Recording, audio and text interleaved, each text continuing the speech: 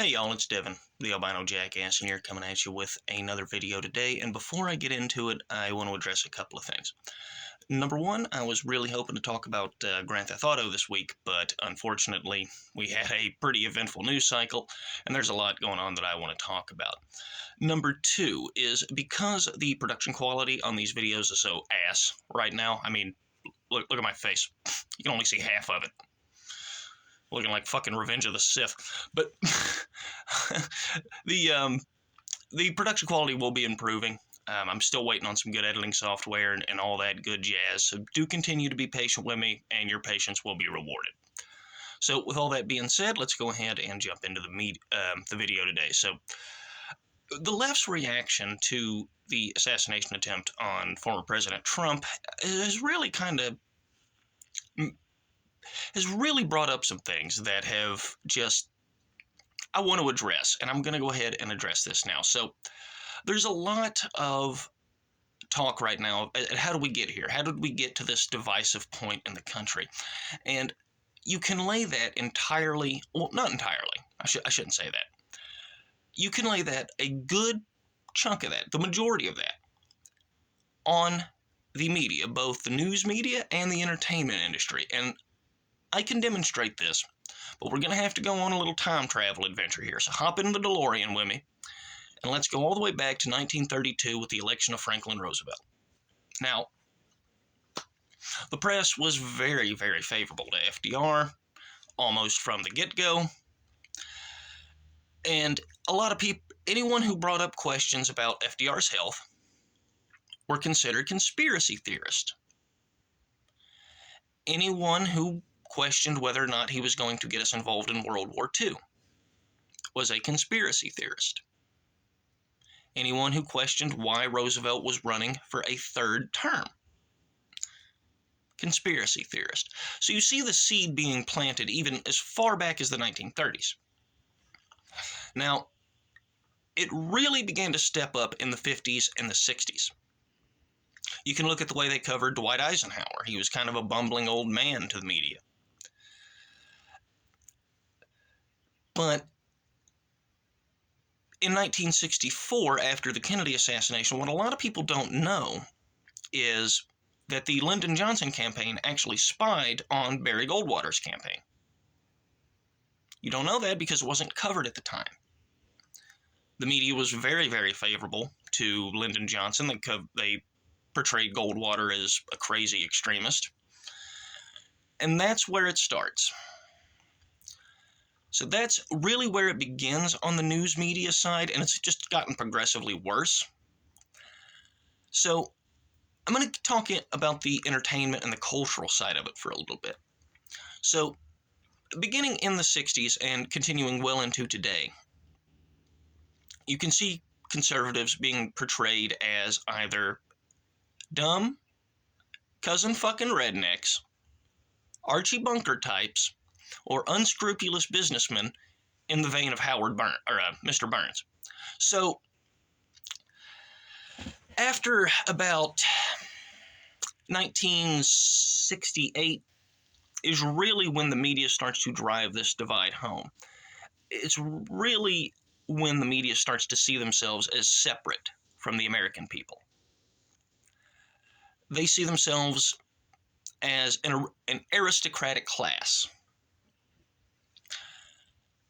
And you can tell that in their news coverage. And we'll be getting into the modern era here in a second. But in 1972, with Richard Nixon's re-election campaign, of course, the media hated Richard Nixon. The elites hated Richard Nixon because he wasn't one of them. So they run him out of office. But in 1972, George Carlin has actually stated that that was the year that he quit voting because he realized the system was rigged. 1972 was the most lopsided election in American history. But no one in the culture or news media world knew anyone that voted for Nixon. They all voted for McGovern. And they were trapped in this little echo chamber. It's the beginning of that, the what they call inside the Beltway. It was an echo chamber. That people in the media had no clue. They thought McGovern was going to win.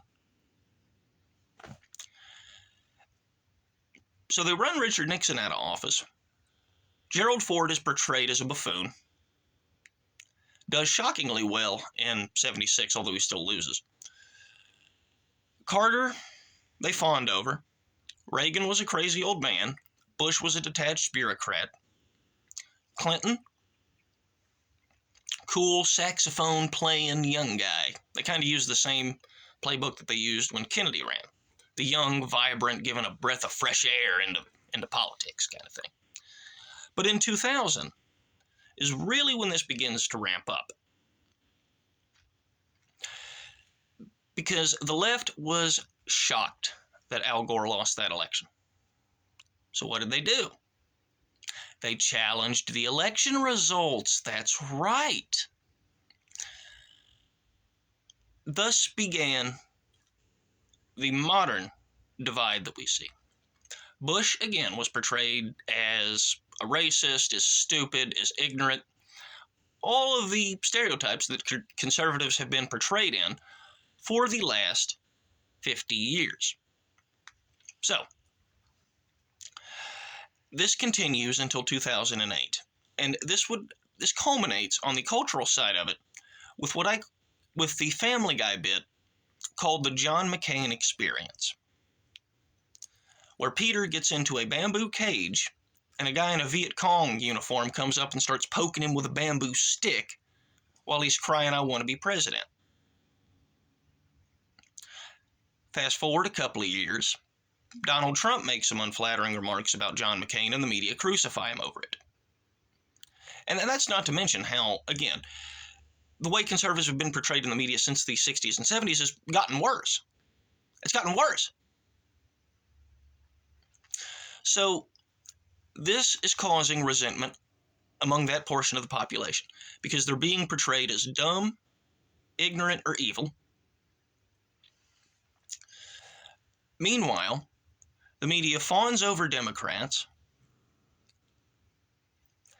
goes after Republicans with the zeal approaching the zeal which inspired the Crusaders who followed Peter the Hermit. They begin not to trust you. They begin to resent the media. And then Donald Trump comes along as a mouthpiece for this portion of the population that have kind of been shit on for the last 50 years. And the media attacks against Donald Trump were ramped up way worse than they were for George W. Bush, way worse than it was for Ronald Reagan. The only one that even comes close is Nixon. Now, 8 years of being portrayed as either evil or ignorant or stupid, and now they're calling you fascists and Nazis in the open. You have college campuses being burned down. You have a group storm the Supreme Court building at the confirmation of Brett Kavanaugh. Don't like to talk about that one, do you?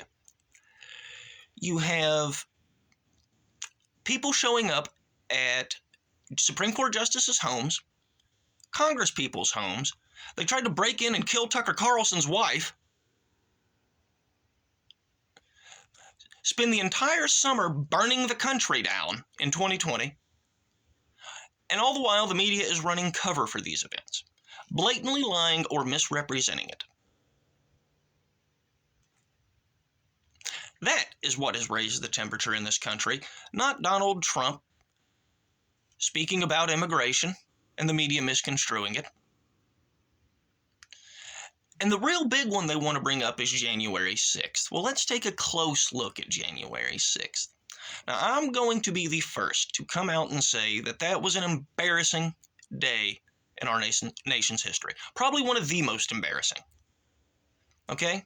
It is not okay to storm a federal building. You don't storm the Supreme Court building when that was wrong. You don't do it when your guy loses the election. Now, to anyone calling this an insurrection, you're either stupid or disingenuous. This was not an insurrection in any way, shape, or form. And let me explain to you why. An insurrection, by definition, would be a lot more organized than this was. The January 6th rioters haven't even been charged with insurrection. But the Justice Department most certainly could. Which brings us to another way in which the left has raised the temperature, and that is the weaponization of the Justice Department. Now, you can dislike Donald Trump all you want. I certainly have my problems with it.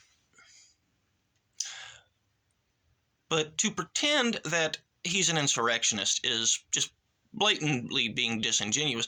And even so, that's not even true. So now you have a lot of people on the left, like that little cocksucker on Piers Morgan the other day, actively celebrating this assassination attempt. Well, I have just demonstrated to you how we have gotten here and how a good portion of it can be laid at the media's feet. Now, with that being said, right-wingers, I'm about to rip you a new one.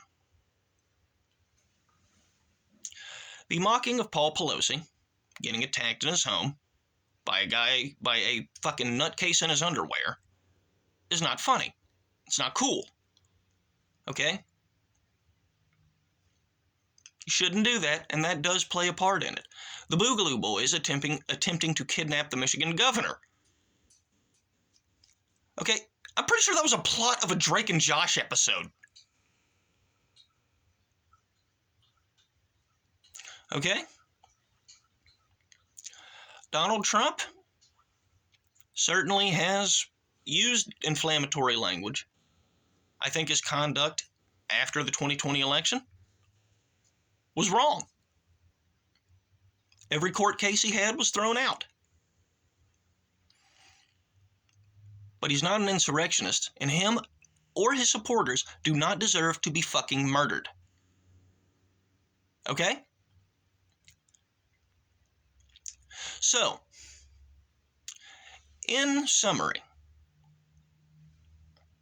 the left has raised the temperature not just in the last 8 years, but as I have just demonstrated, over the last 60 years. 60 years of constantly portraying those you disagree with as dumb, ignorant, or evil, pretending that this media is this new aristocratic class, the gatekeepers of democracy. You know, I never will forget, in the 2020 Summer of Love, it was either CNN or MSNBC, I cannot remember which. It was a mostly peaceful protest, and there is a fucking building on fire behind him. That scared that is fucking insane. And you're going to tell me that posting memes on Facebook is the same as that? You have to be functionally retarded.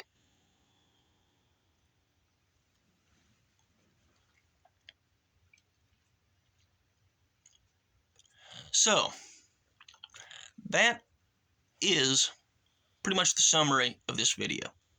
And I can supplement these examples with dozens of others. So, how do we fix it? Excuse me. How do we fix it? Number one, the media needs to be more honest, less sanctimonious, and less disingenuous in their reporting. Everyone needs to cool it with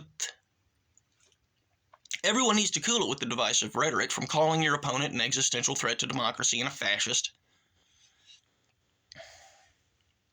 and that all of the Democrats are evil devil worshippers. You're going to have to knock that off. There is an element on both sides that is true. There are elements on both sides that are evil. But it is not evenly distributed. It is not equivalent. It is far more prevalent on the left than on the right. To deny that is to deny reality. Again, man, these liberals, they're so stuck in their own echo chambers. It's Plato's cave theory right there. If you live in a cave, all you see are shadows. That becomes your reality. That's where we're at. And you're starting to see the same thing happen on the right. They're getting trapped in these echo chambers. And again, it's Plato's cave theory. So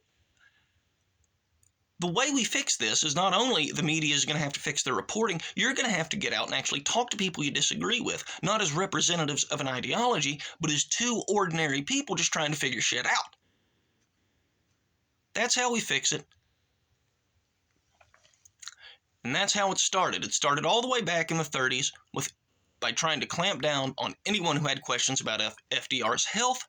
It's the same thing that when they try to clamp down on anything that they deem dangerous or a conspiracy theory. The Wuhan lab leak was a conspiracy theory. The vaccines are not as effective as they are supposed to have been. Joe Biden just got COVID. He's had, 5 boosters? So, the media has been caught in lies time and time again. It has eroded people's trust in them, and they've driven the divide deeper and deeper by bias and disingenuous reporting. The only way we, the people, can fix it is actually talking to each other. That's it. That's pretty much the summary of this video. And I think that's where I'm going to end it. That's where we're at, guys. I hope to get back to covering fucking video games and movies next week. But be sure to like, share, and subscribe. Let me know what you thought down in the comments below. I've been the Albino Jackass. Thanks for listening to me. Hee-haw. Peace out, players.